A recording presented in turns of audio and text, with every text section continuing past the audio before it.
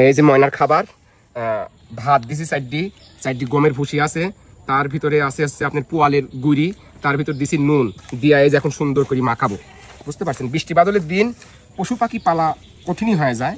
তার ভিতরে এই দেখেন আমার ময়না খাবি, তুমিও খাবে। হ্যাঁ, এই যে সুন্দর করে মিক্সার করে ফেলা দিছি দাদা। আমার ময়নাটা ক্লিয়ে আসি, চল ময়না যা, তোমার খাবার রেডি ময়না, ময়না তোমার খাবার রেডি ময়না, খাও। হ্যাঁ, এই প্রতিদিন আমার এই ময়নাক বিকালবেলা এইভাবে খাবার দিতে হয় দাদা, বুঝতে পারছেন। আর এই যে আমার পোষা ময়না, কথা কও আর মাত্র 10 দিন, তাহলে এই কথা বলা শুরু করে দিবি। খাও ময়না, পেট ভরি খাও। বৃষ্টি বাদলের দিন দেখো না, আনাচে কানাচে পানি, তোমাকে সেইভাবে খেতে দিতে পারিনি। আর এবার তুমি মনে কষ্ট নিও না, 4টি বাচ্চা দিও তুমি, এবার 4টি বাচ্চা দিও ময়না।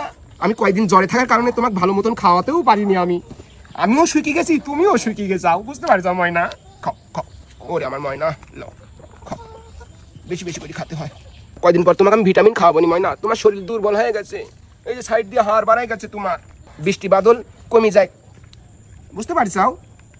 বৃষ্টি বাদলের জন্য, কাদা পানির জন্য আমি তোমাকে কোথাও নিয়েও যেতে পারিনি, ভালো মন্দ একটু খাওয়াতেও পারিনি, তোমার ফল ফুলও খাওয়াতে পারিনি, বুঝতে পারছো ময়না।